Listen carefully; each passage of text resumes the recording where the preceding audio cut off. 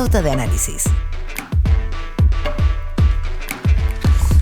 8:29 de la mañana, tenemos el gusto y además, ¿no es cierto?, muy agradecidos de que Héctor Barros, el fiscal regional metropolitano sur y coordinador del grupo ECO, que es el grupo, ¿no es cierto?, que finalmente funciona muy enfocadamente en el crimen organizado, esté con nosotros. Aquí es el equipo de crimen organizado y homicidio metropolitano. Se le agradece mucho que esté acá, fiscal Barros, muy amable. Muchas gracias a ustedes por la invitación. Hola, buenos días, fiscal. Para comenzar, bueno, vamos a hablar de crimen organizado en general. Evidentemente lo que más ha llamado la atención en el último tiempo ha sido el secuestro de la semana pasada, un empresario, San Miguel, que estuvo una semana secuestrado, se recuperó y que mostraba un reportaje de televisión anoche que decía que esto se planificó o coordinó desde una cárcel en Colombia y que además se decía que las filtraciones periodísticas, una ocurrida el cuarto día, pudo haber puesto en riesgo toda la operación que estaban realizando ustedes para la liberación. Las dos preguntas tienen que ver con eso. ¿Fue esto pensado en Colombia? Y segundo, ¿si es así? Y lo otro, si es que de verdad estuvo en riesgo la operación. A ver, la primera pregunta respecto a eso, hay que revisar bien todavía los antecedentes que hemos acumulado. La investigación lleva muy poco tiempo, sin perjuicio de que se han detenido a 5 personas, en este caso en particular, otras que están ya individualizadas. Hay que todavía procesar esa información con más precisión, pero decir que el funcionamiento que ha mostrado el Tren de Aragua desde que se instaló en Chile ha sido precisamente que toda operación que se realiza, porque es una estructura más a la usanza antigua, jerárquica, piramidal, entonces todas las operaciones que realizan en Chile tienen que ser autorizadas por los mandos superiores. Y por eso es que lo que hemos visto habitualmente es que, y eso no es raro que haya ocurrido en este caso, que los extorsionadores o las personas que autorizan, en este caso las operaciones, no necesariamente están en Chile, están en Colombia por lo general, o en Venezuela finalmente, pero el extorsionador siempre se separa o se aleja en este caso de los que operan materialmente en la custodia y en el secuestro material, en este caso de las víctimas. Para no dejar pista, digamos. Exactamente para no dejar pistas. Y respecto a la segunda pregunta, ¿estuvo en riesgo la operación por una filtración de prensa el cuarto día del secuestro? Sí, nosotros hemos estado, y esa también es una de las razones por las cuales hemos estado esta semana con muchos medios, dice relación con que precisamente un poco llamar a esta conciencia que necesitamos tener respecto a los límites de lo que se puede informar y no se puede informar. Sabemos y respetamos perfectamente la libertad de prensa, pero muchas veces eso pone en riesgo la integridad física y la vida, en este caso, de la persona secuestrada. Nosotros, como siempre hemos dicho, tenemos secuestros casi todos los días o día por medio, por lo general, y nunca se sabe porque siempre hemos mantenido la información bajo reserva. En este caso en particular, eso no ocurrió porque llegó la prensa al lugar del secuestro, que fue en la vía pública, antes incluso que los equipos nuestros, y eso es lo que hizo que hubiese mucha publicidad. Al haber tanta publicidad, se empieza a hablar generalmente del patrimonio, del perfil que tiene la víctima, y en ese caso en particular hubo una exageración y hubo datos que no eran correctos, como por ejemplo que la víctima era un prestamista ilegal, lo que no es cierto, y la familia me ha pedido expresamente que eso, por favor, lo aclaremos, que tenía caballos de carrera, y efectivamente tenía unos caballos de carrera, pero que era un hobby más que cualquier otra cosa, que nunca habían ganado nada. ¿Y eso puede afectar entonces en cuanto a lo que pidan para el rescate, por ejemplo? Entonces los montos, claro, los montos a acordar son claramente inalcanzables en este caso para la familia. Y efectivamente ocurrió eso en una etapa de la investigación donde incluso nos tuvieron sin comunicación durante 3 días, y lo que nos preocupó en demasía, porque no solo acá se trata de que puedan darle muerte, por ejemplo, a la víctima, sino que la víctima tiene condiciones de salud de base que eran complejas en este caso en particular, por la edad que tiene principalmente. Y eso son problemas que tenemos que cargar y de los que tenemos que estar haciéndonos cargo permanentemente y tratar de mantener la información reservada. Y es tan así que nosotros cuando se detiene, cuando se produce la liberación de la víctima, nosotros teníamos 4 personas detenidas y ampliadas incluso judicialmente para ser formalizadas. Ayer se detuvo al quinto. Y ayer se detuvo un quinto. Chileno. chileno. Lo que hemos visto ahora es que están participando más chilenos en estos secuestros, y eso es por una necesidad de operación que necesitan las organizaciones transnacionales, porque ellos no tienen arraigo territorial. Al no tener arraigo territorial, necesitan, por lo tanto, que alguien les facilite los inmuebles para mantener a las víctimas en cautiverio. Estas organizaciones acostumbran a tener varios lugares de cautiverio, entonces los van pasando de un lugar a otro. O sea, los detenidos son mayoritariamente los que lo tenían en cautiverio y personas que facilitaron sus casas a cambio de un pago, me imagino. No todos, pero sí hay varios de eso, y hay otros que en realidad también fueron destinatarios de los dineros y otras cosas. Hablamos esta mañana aquí en Pauta Análisis con el Héctor Barros, fiscal regional metropolitano sur, y además es el fiscal regional coordinador del equipo de crimen organizado y homicidios. Quiero ampliarlo a este tema. Lo primero es como una pregunta que probablemente muchos ciudadanos nos hacemos, y es: ¿cómo determinan el perfil de aquellas personas que van a ser secuestradas a cambio de extorsión? ¿Por qué se lo digo? Porque la Fiscalía, estuvimos también con Tania Gajardo la semana pasada, en Chile han venido al alza los secuestros, las cifras así lo estamos demostrando, y también las extorsiones. Ya no son secuestros de bandas rivales o de problemas familiares, sino que son secuestros a cambio de dinero. Entonces, ¿cómo ellos saben quiénes podrían ser el perfil de los secuestrados? ¿Cómo se meten a cuentas corrientes? ¿Cómo se llega, digamos, a esa decisión? ¿Por qué este señor de 84 años? ¿Quiénes finalmente? ¿Y de qué nos deberíamos cuidar los ciudadanos? Sí, la extorsión y los secuestros son dos mundos distintos como operan en la práctica. Las extorsiones son realizadas principalmente respecto a comerciantes, pequeños comerciantes, incluso extranjeros, y que a cambio de un pago, que es lo que les genera bastante ingreso a estas organizaciones, claro, les dejan trabajar en primer lugar y les dan protección en segundo caso de otras organizaciones.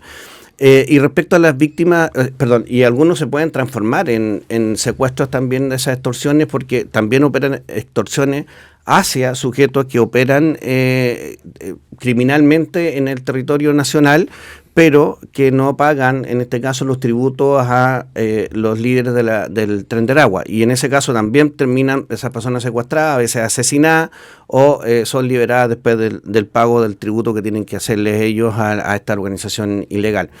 Y respecto a los secuestros de víctimas que hemos tenido chilenas que no están vinculados con la criminalidad, nosotros lo que hemos visto es que claramente hay un estudio previo del perfil de la víctima, pero también tiene que ver mucho con la información que la víctima pueda entregar de manera inocente a terceras personas, y esa información va traspasándose hasta que llega, en este caso en particular, a la organización criminal, y ellos hacen su propio análisis, obviamente, de la capacidad económica de esta víctima, sea porque tiene locales comerciales, sea porque, por ejemplo, en temas, no sé, el tener caballos de carrera pareciera ser que es un indicativo de tener recursos, y eso no necesariamente es así. Les permite concluir de que tienen un capital que les permita pagar una liberación en el caso de un secuestro. ¿Redes sociales también es una vía por la que investigan? Todas las vías en las que uno vaya mostrando lo que tiene o exhibiendo diariamente lo que tiene te hacen vulnerable a ser víctima. Y respecto a los secuestros, ¿en Chile podemos afirmar que han ido al alza y están en esa tendencia, o han tendido a estabilizarse? Mire, en este caso, cuando parte el equipo ECO en la región metropolitana en noviembre del 2023, estaban muy en alza los secuestros y los secuestros con homicidio. Casi 2 diarios en particular. Pero después que se han ido realizando una serie de golpes desarticulando organizaciones, eso han tendido a estabilizarse tanto el secuestro como el homicidio. En este caso en particular estamos viviendo un proceso de meseta en términos en que se mantienen estables, mucho más bajo de lo que estaba al principio, pero estable. ¿Al principio cuándo? Si uno pone un marco de fecha. El 13 de noviembre del 2023 comienza ECO, diciembre del 2023 fue el pic. y los primeros días de enero, el 16 de enero se allana una casa de cautiverio ahí en Rinconada 5700 en Maipú, y eso produce una caída impresionante de lo que es el secuestro y el homicidio, incluso teniendo semanas sin ninguno de estos dos delitos, y esto pasa, por eso es muy difícil amarrarse con estadísticas en decir, oiga, ¿sabe qué? No, ya se fue, bajamos o subimos o nos mantenemos, porque va a depender de la reorganización que tengan las estructuras criminales. Lo que hacemos con las policías es desarticular, y aquí hay que destacar el buen trabajo que se ha hecho con la policía y los buenos resultados que se ha tenido. Y lo que se hace en el fondo es desarticular organizaciones o células del Tren de Aragua, como ha sido Los Piratas, Hermandad y otras más que hemos realizado, y eso produce inmediatamente una baja. Pero esa baja empieza a cambiar después de un tiempo, porque empiezan nuevamente a reestructurarse o aparece una organización nueva y vuelve otra vez a subir. Claro. Y esto es un seguir, votar, cae nuevamente el fenómeno. Como un electrocardiograma de una persona con presión arterial. Es lo mismo que yo digo, un electrocardiograma. Fiscal, quiero ampliar la conversación.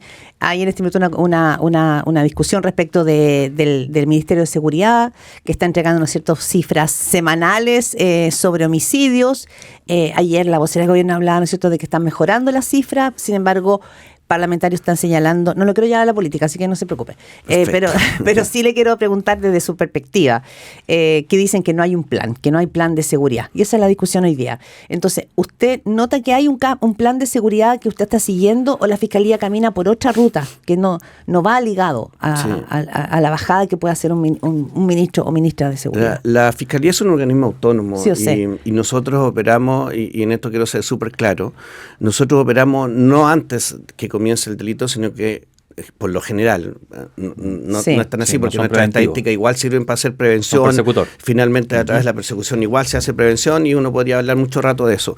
Pero en particular respecto a la forma de trabajar, nosotros es una estructura nuestra que es independiente del quehacer político, y de ese punto de vista nosotros trabajamos y estamos trabajando desde el punto de vista operativo con la PDI, con Carabineros y con los otros organismos auxiliares, con Gendarmería también, y de ese punto de vista la impresión mía, y yo soy bastante siempre positivo, es que el fenómeno lo estamos controlando, y que en este caso en particular se están teniendo resultados, o sea, y es cosa de mirar cuántos días han pasado de ese secuestro, y ya hay 5 detenidos, hay otras personas individualizadas. Sí, eso hay que valorar la rapidez con la que se hace. Y eso es el tremendo trabajo que hace la VIPE con su equipo, que también hace el OS9 con su equipo, y eso hay que siempre destacarlo, porque hemos sido capaces de reaccionar.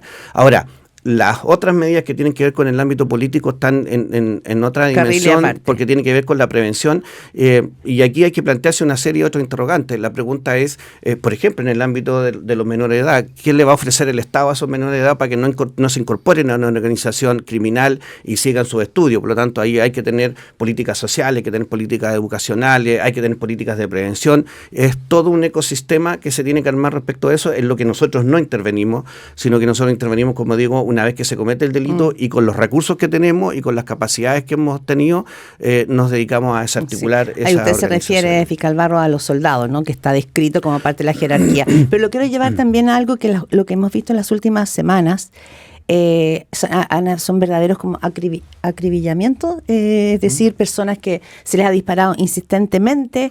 Hay preocupación, entonces por una parte se dice que están bajando la cifra, pero por otra estamos hablando, ¿no es cierto?, de asesinatos, de homicidios, incluso con armas UCI, es decir, con armas de altísimo calibre, que hay armas en crimen organizado, ya lo sabemos, pero está cambiando. Hay una preocupación nueva respecto al tipo de armamento con el que y la manera en que se han matado varios casos en las últimas 2 semanas. Hay un cambio bastante importante y bastante fuerte, yo diría en los últimos 3-4 años por lo menos, si lo vemos con el ingreso de la criminalidad organizada, pero si lo vemos solo respecto a la criminalidad nacional, desde el 2016, 2017 en adelante hubo un cambio inmenso en la forma en que se cometen los delitos. Lo que existe el día de hoy es mucho más violencia en las organizaciones, en los enfrentamientos.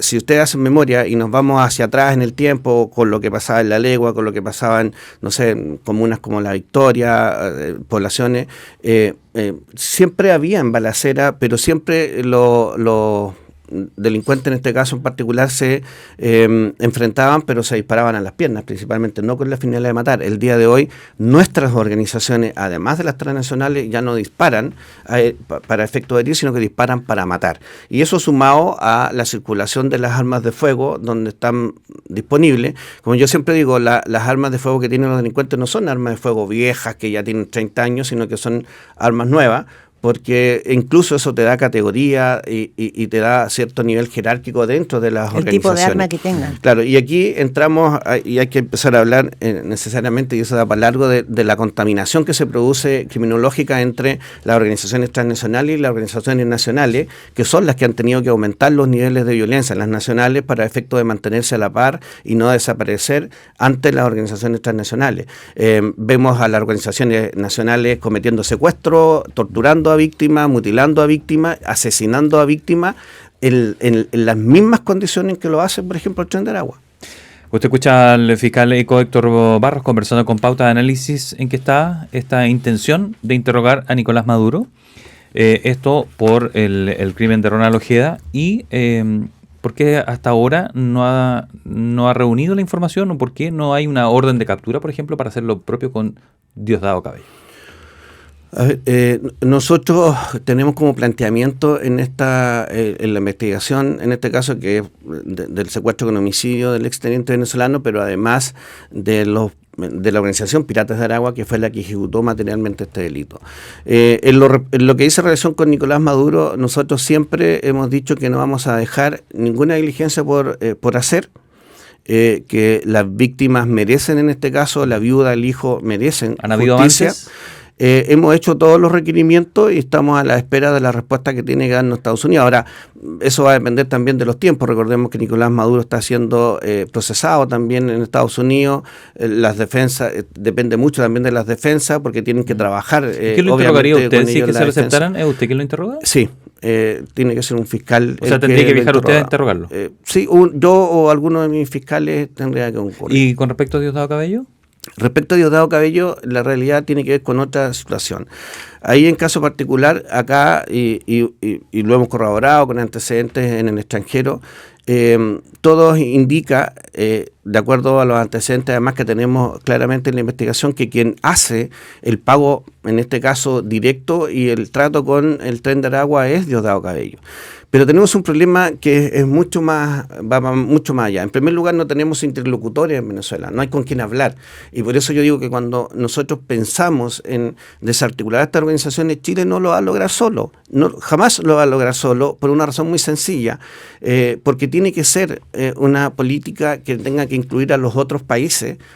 Bolivia, Perú, Colombia. Colombia es el que más colabora, incluso Perú también está colaborando. El fiscal nacional creo que firmó el día de ayer un acuerdo con Perú también, con la Fiscalía, para efectos de la colaboración en temas de criminalidad organizada. Pero si no actuamos en conjunto como región, no vamos a tener los resultados que queremos. Pero para eso todavía falta lo más importante, y es que Venezuela sea el que tenga que colaborar en esta desarticulación, porque los imputados son de nacionalidad venezolana. No sabemos las identidades de ellos, por lo tanto ahí hay que hacer un trabajo con ellos.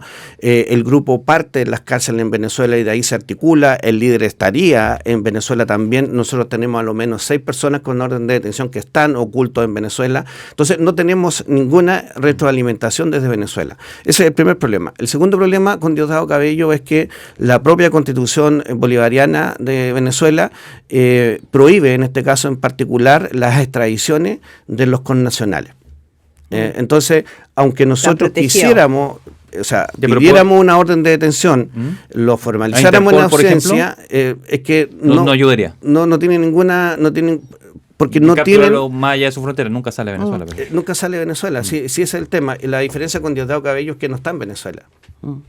Son 8:47 Maduro. Son 8:47 de la mañana. Estamos conversando con Héctor Barros, fiscal regional metropolitano y fundamentalmente el coordinador del equipo de crimen organizado y homicidios, Grupo ECO de la Fiscalía Nacional. A ver, en Chile hablábamos cuando se empezó a hablar de delincuencia, hablábamos del narcotráfico, yo diría que hace 2 años que se empezó a entender que el narcotráfico era una de las variantes, ¿no es cierto?, del crimen organizado. Pero hoy se habla tanto de crimen organizado que probablemente se habla como en un concepto. Usted que está trabajando sobre ese tema, cuando se sienta en su escritorio, ¿cuáles son hoy los temas que más le preocupan sobre el crimen organizado? Hemos evaluado, ¿no es cierto?, qué pasa con la violencia, las armas de fuego, el contrabando, pero hoy día, ¿cuáles son las principales amenazas de Chile frente al crimen organizado si tuviera que enumerar 2 o 3 para...?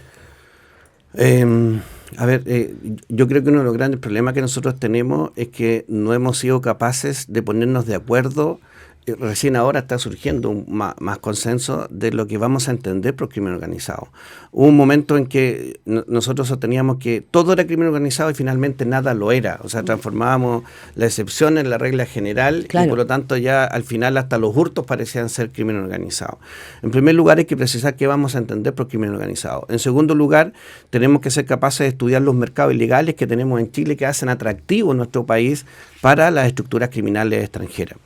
Tenemos que empezar a analizar situaciones como, por ejemplo, este mismo caso que hemos tenido en los secuestros. A lo mejor volver a tener la posibilidad de, con autorización judicial, decretar la reserva de una investigación que implique la prohibición de informar, por ejemplo, a los medios cuando la vida o la integridad física de las víctimas está en riesgo.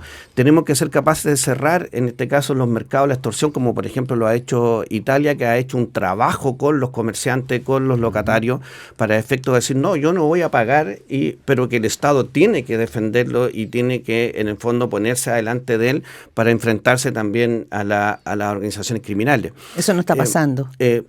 Y eso no está pasando en la realidad, porque sigue siendo uno de los mercados más lucrativos.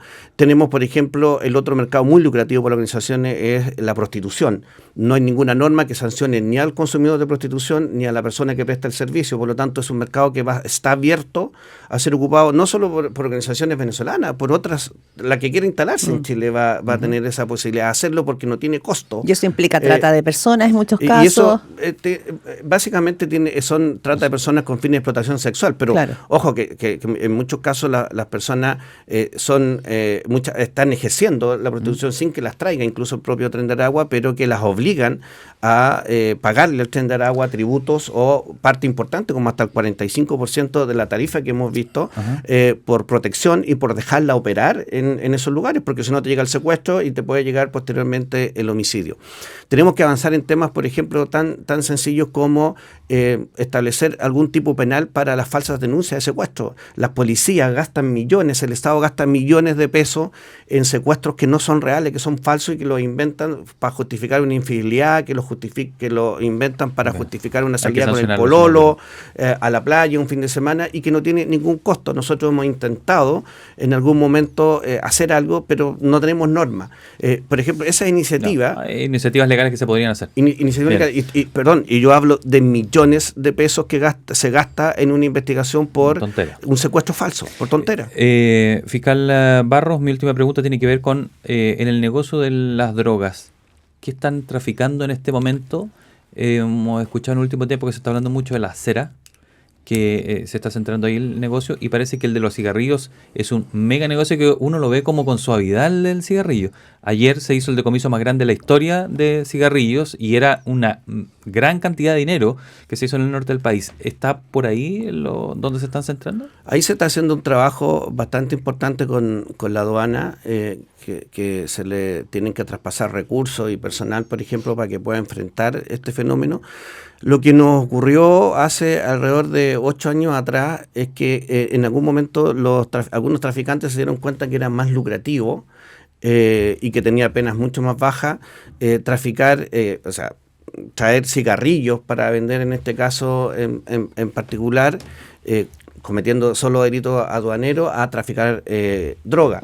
porque la droga, tiene más riesgo, en segundo lugar, es más fiscalizada, que en este caso que los cigarrillos, y en tercer lugar, la riqueza que genera está casi equivalente a lo que puede ser la droga, pero con riesgos mucho menores y con una logística que a veces es mucho menor que la que tienes que tener para hacer tráfico de droga, está sometido a la violencia, etcétera. Entonces, o sea, uno va a la feria, va al Bio el fin de semana a cachurear y se encuentra con los cigarrillos vendiéndolos en todas partes. Nuevamente volvemos a la misma conversación. ¿Cómo nosotros nos hacemos cargo de que no sea rentable para las organizaciones, en este caso, seguir cometiendo delito en Chile, y es cerrando todos esos mercados ilegales que están disponibles para ellos? ¿Y la droga es la cera? Bueno, lo que pasa es que hemos tenido en el último tiempo una evolución. Siempre hay evoluciones en lo que dice relación con la droga que empieza a comercializarse. Lo que buscan si usted conversa con narcotraficantes, ellos nunca se van a sentir delincuentes, se van a sentir comerciantes. Porque ¿quién compra un kilo de marihuana, no sé, en Colombia en 150 mil pesos y lo venden 4.800.000 pesos en Santiago? O sea, ¿qué empresa tiene esos niveles de lucro? ¿Hay riesgo? Sí, hay riesgo. Entonces, de esa perspectiva, ellos lo que buscan siempre es disminuir los riesgos, disminuir los costos, pues son empresarios delictuales en este caso, y para aumentar en este caso los ingresos y disminuir los riesgos. Entonces, la cera es una de esas alternativas que han tenido, donde ven la posibilidad de traer droga mucho más concentrada en pureza y que después puedan revertir los procesos a traer, no sé, por cada kilo de repente se hacen 3, por ejemplo. ¿Sabes lo que me preocupó? Unos parches de fentanilo que se estaban vendiendo en una feria libre. Probablemente ahí podemos estar entrando en otra etapa. Algún experto alguna vez de crimen organizado me dijo, el día que en Chile entre el fentanilo es sin vuelta. Bueno, nosotros tuvimos el año pasado uno de los mayores decomisos en fentanilo en la Fiscalía Sur, que venía desde Paraguay, en este caso en particular, desviado. La verdad que no determinamos si lo desvió, lo produjeron justamente para traerlo, venían ampollas sí, o venían derivados de los servicios de salud de ese país, pero llegó acá una gran cantidad de fentanilo que era histórico en los decomisos que se habían hecho. Vamos a estar siempre expuestos al ingreso de droga nueva, el TUSI, el fentanilo, como ustedes mencionan, son drogas que han ingresado en los últimos años, pero que los traficantes siempre están buscando. Ojo, que a ellos no les interesa la salud de la gente. Justamente lo que hace esta droga es, en el fondo, dañar y atacar la salud de la población. Por lo tanto, van a vender cualquier tipo de droga que les genere riqueza, produzca la muerte, produzca los efectos que produzca, y no se van a detener con eso. Héctor Barros, muchas gracias por haber venido a los estudios de Radio Pauta. Muchísimas gracias. Que tenga un buen día.